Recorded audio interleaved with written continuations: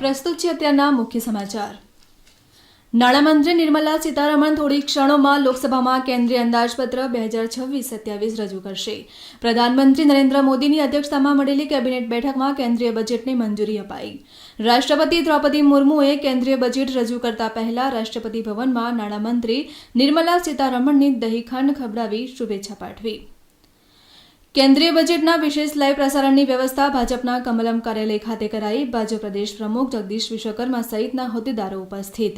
રાષ્ટ્રપતિ દ્રૌપદી મુર્મુ અને પ્રધાનમંત્રી નરેન્દ્ર મોદીએ ગુરુ રવિદાસ જયંતિ નિમિત્તે દેશવાસીઓને શુભેચ્છાઓ પાઠવી।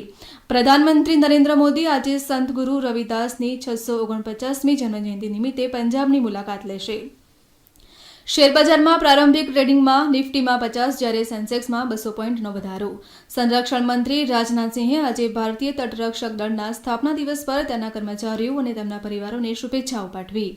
જાન્યુઆરી 2024માં વસ્તુ અને સેવા કર જીએસટી કલેક્શન 2025ના સમાન સમયગાળાની તુલનામાં 6.2% વધીને 1,93,000 કરોડ રૂપિયાથી વધુ નોંધાયું। ગાંધીનગર મહાનગરપાલિકા દ્વારા ચંદ્રમાના પ્રકાશનો મહત્તમ ઉપયોગ કરી વીજ બચતના ઉદ્દેશ્ય સાથે આજે રાત્રિ દરમિયાન પીડીઈયુ અને કુડાસણ સરદાર ચોકમાં લાઇટો બંધ રાખવામાં આવશે। મુખ્યમંત્રી ભૂપેન્દ્ર પટેલે સુરતમાં 342 કરોડ રૂપિયાથી વધુના વિકાસ કાર્યનું લોકાર્પણ અને ખાતમુહૂર્ત કર્યું। રાજ્યકક્ષાનો 8મો આંતરરાષ્ટ્રીય વેટલેન્ડ સેમિનાર વર્કશોપ આજથી પોરબંદર ખાતે શરૂ થશે। આઈસીસી પુરુષ અંડર-19 ક્રિકેટ વિશ્વકપ સુપર 6 મેચમાં ભારતનો મુકાબલો પાકિસ્તાન સામે થશે।